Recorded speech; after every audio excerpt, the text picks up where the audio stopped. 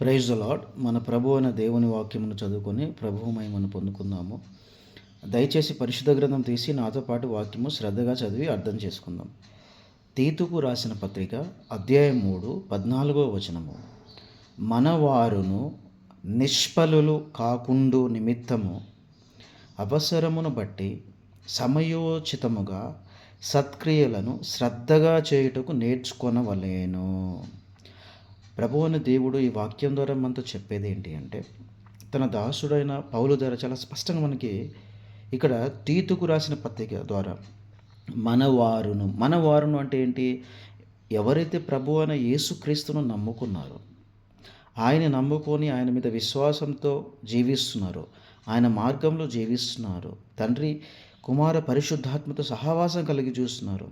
ఇంత గొప్ప సహవాసం, ఇంత మంచి మార్గంలో, ఇంత మంచి విశ్వాసంలో జీవిస్తున్న వాళ్ళు ఎలా ఉండాలి? మంచి ఆశీర్వాదంగా ఉండాలి, మంచి పనులు చేస్తూ ఉండాలి, చాలా అంటే చాలా మంచి ఆలోచన కలిగి ఉంటూ మంచి పనులు చేస్తూ వెళ్తూ ఉండాలి. ఎలా ఉండాలంటే జీవితం ఆశీర్వాదకరంగా ఉండాలి. అంతేగాని ప్రభు అయిన దేవుని దగ్గరికి వెళ్ళిన తర్వాత నా జీవితంలో ఎటువంటి ఆశీర్వాదము లేదు, ఫ్రూట్ఫుల్గా లేదు, అన్ఫ్రూట్ఫుల్గా ఉంది, నిష్ఫలుగా ఉన్నా, నేను ఏమాత్రం ఆశీర్వాదం లేదు అనే ఆలోచన కానీ మీకు రావద్దు. మీరు అటువంటి పరిస్థితి కలిగి ఉండకూడదు. అటువంటి పరిస్థితి రాకుండా ఉండాలంటే ఏం చేయాలంటే, పరిశుద్ధ గ్రంథం నుండి మనం చూస్తే చాలా స్పష్టంగా ఇప్పుడు యోసేపు జీవితం గురించి తీసుకుంటే, ఆయన ఐగుప్తు దేశంలో చాలా మంచిగా ఉన్నాడు, యజమాని దగ్గర నమ్మకంగా ఉన్నాడు. అయినా కానీ అతని మీద నింద వేసి చెరసాల్లో వేశారు. చెరసాల్లో పోయిన తర్వాత అతను ఏమన్నా దేవుని మీద విశ్వాసాన్ని వదిలేశాడా? లేదు కదా. అదే చెరసాలలో ఆ ఫరో ఎవరినైతే ఆ చెరసాల్లో వేసిన అధికారులకి మంచి ఆలోచన శక్తి కలిగి ఉండి వాళ్ళకి మేలు చేయడం మొదలుపెట్టాడు యోసేపు. దాని ద్వారా ఏంటిది?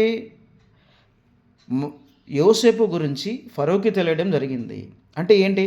ఆ క్షణంలో ఆ అధికారులకి యోసేపు సహాయం చేయడం అనేది తెలివైన పని, మంచి పని. అది ఆ పని చేయడం వల్ల ఆ అధికారులు ఒకరోజు ఐగుప్తు దేశంలో వచ్చే సమస్య గురించి, కళ గురించి చెప్పేవాళ్ళు ఎవరు లేక ఒకడు ఉన్నాడు, అతనే యోసేపు అని వాళ్ళు చెప్పడం జరిగింది.